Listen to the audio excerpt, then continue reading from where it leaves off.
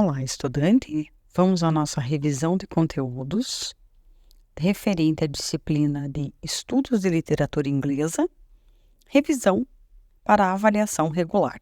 Vamos lá? Para iniciar nossa revisão de estudos de literatura inglesa, eu fiz a revisão seguindo a ordem cronológica dos conteúdos apresentados nas semanas, certo? Assim, eu acredito que fica mais fácil refletir acerca dos assuntos que foram abordados. Eu destaquei aqui no slide a Era de Ouro, Tempos de Arte, Origem e Declínio do Drama e o Renascentismo inglês, né? Porque a Era Elizabetana foi considerada a Era de Ouro da cultura inglesa. Foram tempos de arte, tempos de origem e declínio do drama. E um período que marcou o renascentismo inglês, né? E agora, entrando nos principais pontos dessa época considerada gloriosa para a literatura inglesa, esse período acontece em 1558 e marca o reinado da Rainha Elizabeth I, considerada por muitos uma das maiores monarcas da história da Inglaterra. Pois, assim que a Rainha Elizabeth chegou ao poder, a Inglaterra estava prestes a entrar em colapso. Porém, a nova rainha conseguiu reestabelecer a estabilidade e o status de monarquia. O parlamento naquela época não tinha força e ela chegou a prender aqueles que a desafiavam politicamente. Considerado tempos de arte, porque a arte era encorajada de todas as suas formas, na pintura, na música e na literatura. A Era Elizabetana foi um período de liberdade intelectual, de desenvolvimento do intelecto, de um conforto entre todas as classes e de um patriotismo ilimitado. Um período de grande pensamento, grandes pensamentos e grandes ações, né, no qual se estimulavam a imaginação e o intelecto. E começava aí uma nova forma de literatura que expressasse o homem como um todo, seus pensamentos, sentimentos, ações e caráter. Foi a partir dessa época que a literatura encontrou sua plenitude no drama. E você, conhece a origem do drama? O drama está ligado a tudo que é religioso. Olha que interessante. Nessa época, a Bíblia era escrita somente em latim e as pessoas comuns não compreendiam seus significados. O clero procurou novos métodos de ensinar aquilo que a Bíblia dizia ao povo. O clero, para quem não sabe, era formado por membros da igreja, como padres, bispos, arcebispos, cardeais e, acredito, o Papa. Se eu esqueci de algum membro, vocês encaminham. Na época, o clero era considerado como os responsáveis por fazer a intermediação entre os homens e Deus. Olha que legal. Na Inglaterra, as primeiras peças foram obras traduzidas do latim e encenadas por alunos de colégios. Sob essa perspectiva, pôde-se afirmar que foram os elementos religiosos que desenvolveram o drama como gênero literário. Foi nessa época também que William Shakespeare foi inquestionavelmente o maior de todos os autores e dramaturgos da Era Elizabetana. Após as obras maravilhosas de Shakespeare, o drama entrou em decadência na Inglaterra, não surpreendendo os escritores da época por não superar a genialidade e a importância de Shakespeare para a literatura inglesa.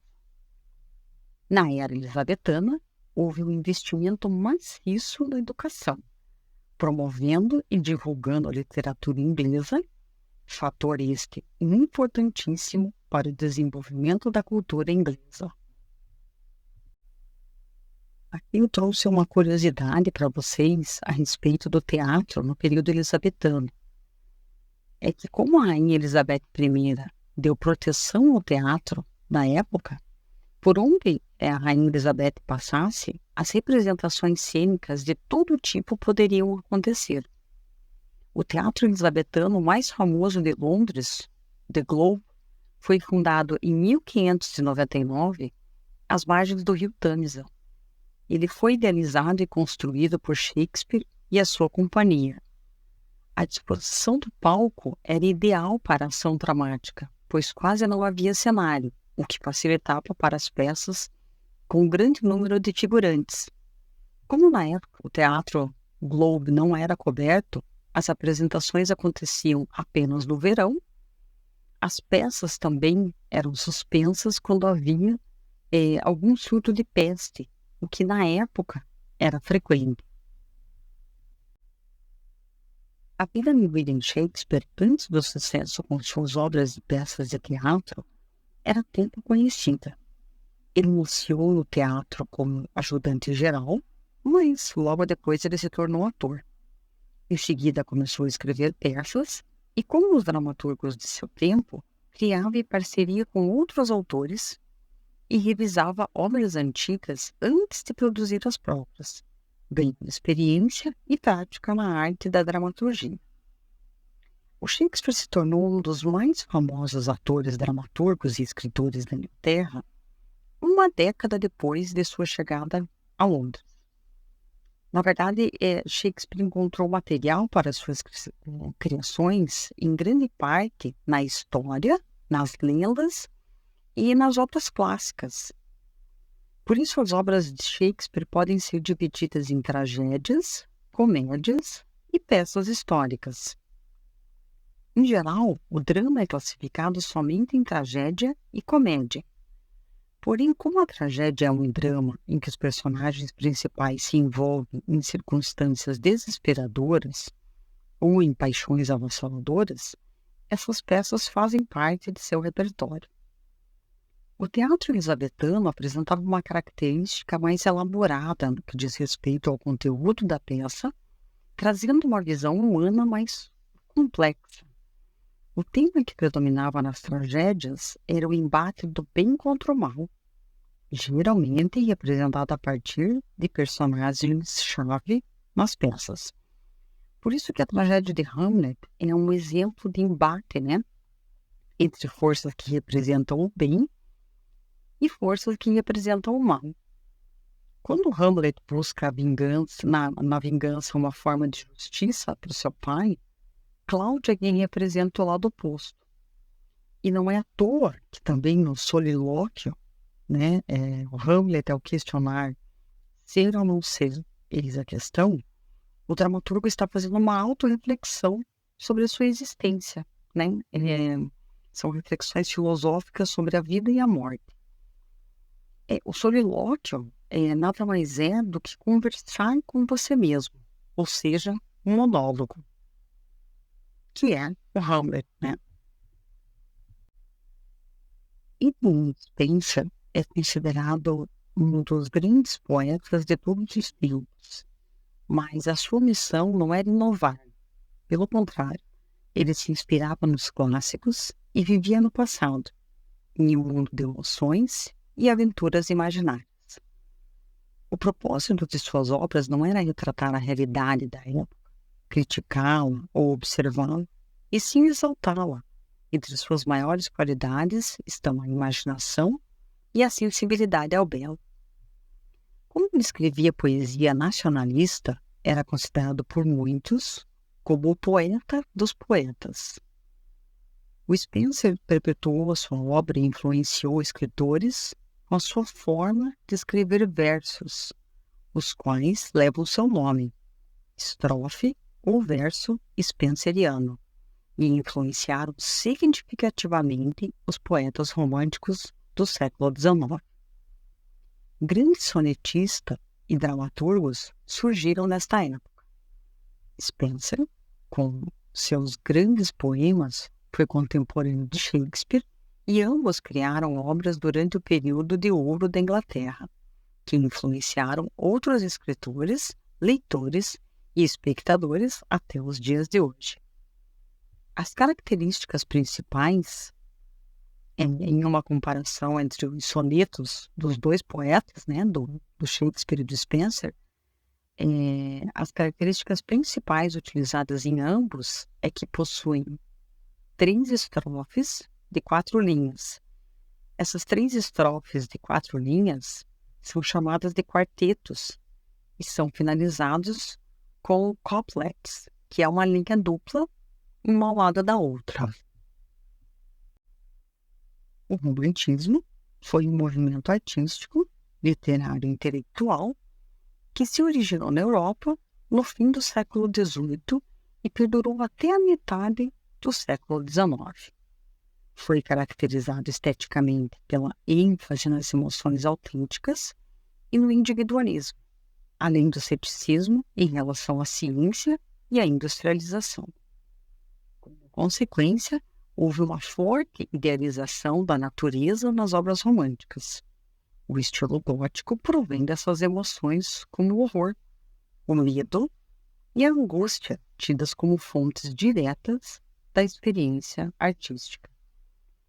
Já no contexto europeu da época, o romantismo foi uma reação contra os preceitos do iluminismo, que pregava a racionalização científica acima de tudo para as normas sociais, e também da Revolução Industrial, que transformou as relações de trabalho e que, de certo modo, os românticos viam isso como uma despersonalização. Se compararmos o romantismo com a era elizabetana, o romantismo se diferencia da era elizabetana por questões formais e temáticas. Enquanto na era elizabetana havia uma produção maior de teatro, no romantismo a poesia lírica é predominante. Na era elizabetana, havia um apego maior às adequações clássicas, como a influência das tragédias gregas e latinas, e já no romantismo havia um apelo mais popular, por estar atrelado a uma estética medieval. E, embora o romantismo tenha sido um movimento que englobava diferentes modalidades artísticas, na literatura foi amplamente explorado.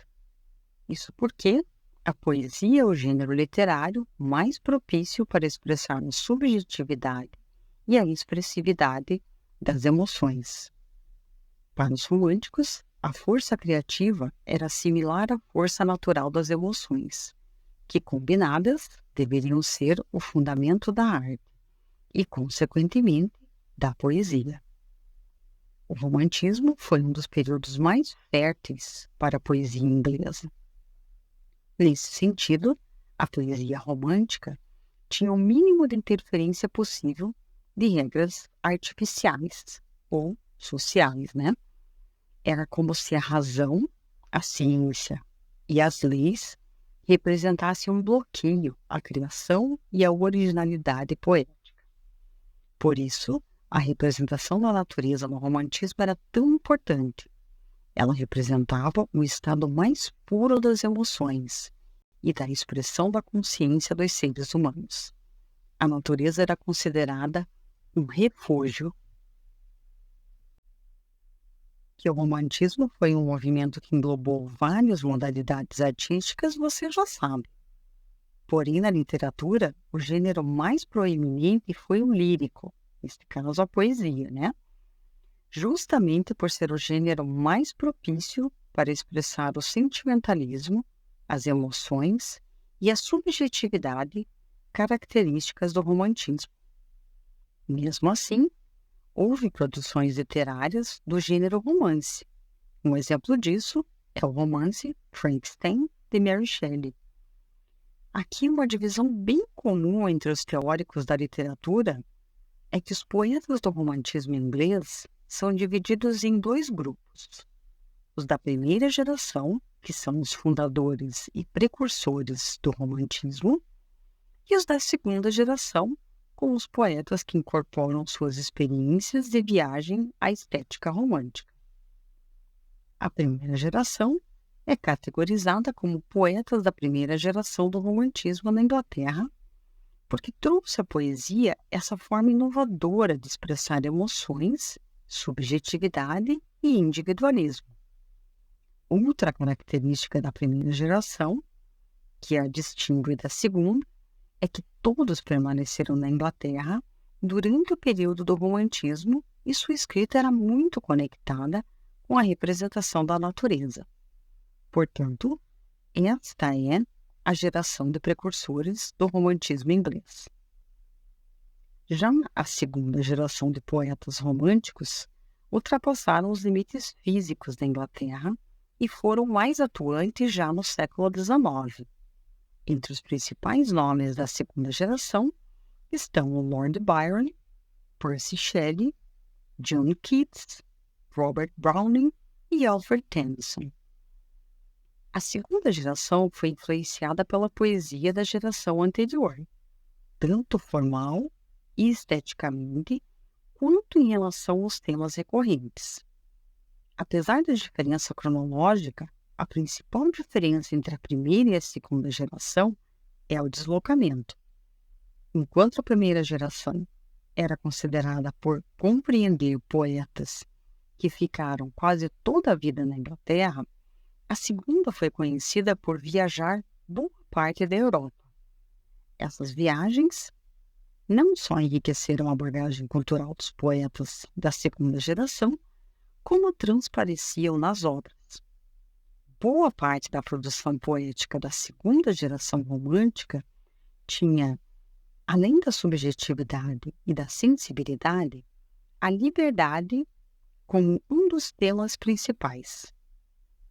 Muitas das experiências de viagens eram incorporadas à escrita. E mesmo com essa divisão geracional, podemos listar aqui algumas características em comum da poesia romântica da Inglaterra. Já falamos bastante sobre como a poesia romântica é a poesia dos sentimentos, além da importância da subjetividade e das emoções.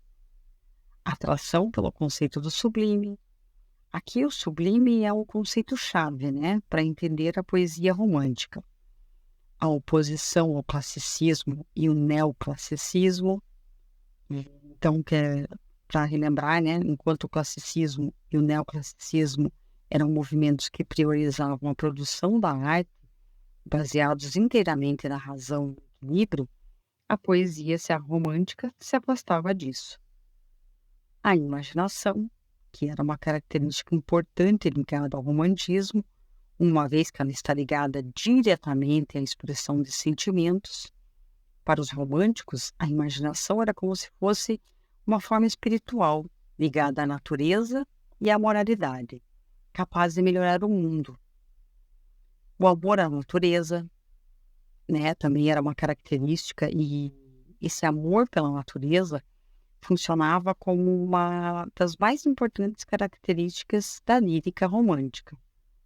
A melancolia funcionava como uma representação das emoções genuínas do ser humano e ocupava um lugar proeminente na poesia romântica, sobretudo como fonte de inspiração. E o fascínio pelo misticismo e o sobrenatural. A razão está intimamente ligada ao real, então a emoção pode ser mais relacionada ao sobrenatural.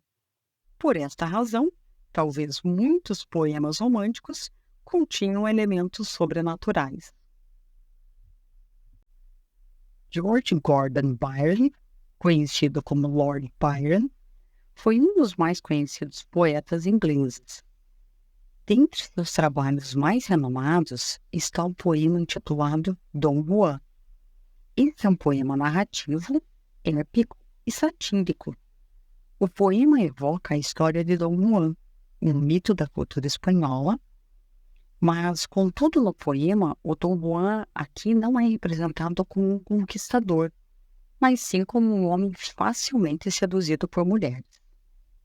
O poema tem mais de 16.000 versos e está dividido em 17 cantos. Influenciado pela lírica italiana, está escrito em 8ª rima, isto é, cada estrofe conta com 8 versos no sistema de rima. A 8ª rima é associada com poemas épicos, como em Os Lusíadas, por exemplo, de Luís Vaz de Camões. A rima abrupta dos 2 últimos versos em cada estrofe é característica de um estilo mais popular e no poema funciona como um dispositivo humorístico, pois quebra o fluxo da leitura. O que dá um ar mais romântico ainda para o Dom Juan é que ele é um poema que não foi concluído. O 18º canto ficou inacabado com a morte do autor em 1824. Sendo um poema narrativo, o narrador é muito importante para o poema.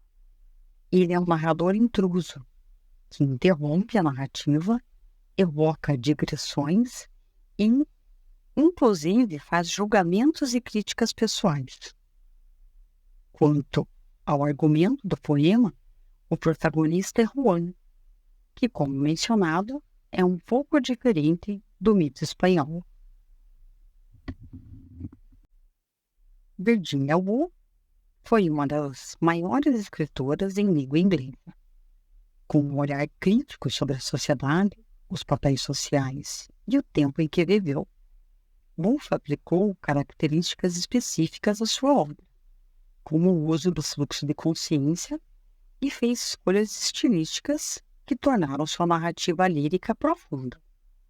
Virginia Woolf teve o privilégio de nascer em meio a uma família ligada às letras e às artes. De uma forma geral, esse foi o contexto em que viveu. Virginia nasceu e cresceu porque um dos focos da obra que ela viria desenvolver seria justamente uma grande crítica a papéis sociais e à tradicional sociedade vitoriana. Além de ter crescido em um ambiente crítico, repleto de intelectuais, os pais de Virginia eram também um exemplo do modernismo, em comparação com a tradição social. Ela foi educada em casa pelo próprio pai e teve acesso a vários livros e estudos por meio da biblioteca que tinham em casa. Ela também sempre relatava suas experiências em um diário, hábito que a acompanhou ao longo de sua vida e contribuiu para desenvolver seu estilo, uma vez que sua escrita viria a ser marcada por um forte fluxo de consciência. A autora é uma das grandes representantes desse tipo de escrita fluida, com longas frases e parágrafos, que busca representar o pensamento em movimento. Debater como a sociedade impõe papéis sociais a homens e mulheres foi um dos grandes temas trabalhados por Woolf. E teve grande importância, principalmente a partir dos anos 1970, ao tratar de questões feministas. O romance mais conhecido de Virginia Woolf, Mrs. Dalloway, trata de um dia do mês de julho de 1927, na vida da dona de casa inglesa Clarissa Dalloway e seus preparativos para a festa a amigos que ela irá oferecer mais tarde, no mesmo dia. Em termos de ações, pouco acontece, pois o que importa e inova na narrativa é a representação do fluxo de consciência de Clarissa. Há 3 momentos distintos ao longo da narrativa: os preparativos para a festa, o suicídio de uma das personagens e, finalmente, a festa. A ligação entre todos esses eventos tem por meio de reflexões sobre o passado, o presente e o futuro, por meio da exposição do fluxo de consciência das personagens, que é o que dá grandiosidade à obra. Quando pensamos em literatura, talvez o primeiro gênero literário que surge em nossa mente é o romance. De fato, nos dias atuais, esse gênero é bem significativo em termos de produção e publicação. E por romance, entenda-se uma produção literária narrativa de ficção escrita em prosa. Entretanto, o modo quase onipresente de como o romance figura na área da literatura se desenvolveu apenas nos últimos séculos. Quando comparado ao gênero dramático e poético, o romance é o mais novo, enquanto os primeiros e raros registros de romances, aí como narrativas em prosa, datam da Grécia Antiga, do 1º século antes de Cristo. O romance tem suas origens na tradição oral, contadas de geração para geração, geralmente relacionadas a mitos ou causos populares. Isso porque a própria estrutura dessa narrativa em prosa favorece o foco em acontecimentos de personagens de diferentes ordens, classes, gêneros, etnias, lugares, etc. Outro ponto interessante encadeado muito devido à ascensão do romance foi a escrita de autoria feminina. Além de Mary Shelley e Jane Austen, as mulheres conseguiram mais espaço para suas publicações. Contudo, algumas delas tinham que usar pseudônimo masculino para que suas obras fossem publicadas em razão da sociedade patriarcal. Mulheres que desejavam se tornar escritoras de romance publicavam com pseudônimos ou mesmo anonimamente já a partir do século XVIII.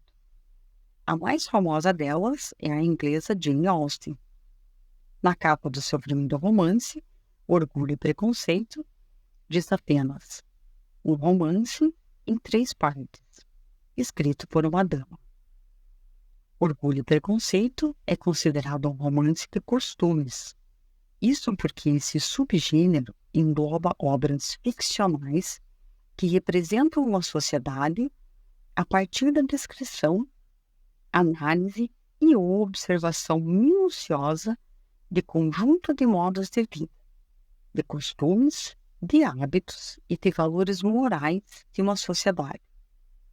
Essa observação minuciosa se apresenta de fato no romance por meio das detalhadas descrições de espaços, personagens e cenas, e boa parte das obras de Austen se encaixam nesse romance de costumes, que foca geralmente em ambientes domésticos de famílias inglesas no século XIX. Outros temas sociais são suscitados durante o romance. Por exemplo, o próprio questionamento do casamento enquanto instituição social e as relações entre o amor e o dinheiro. Obrigada.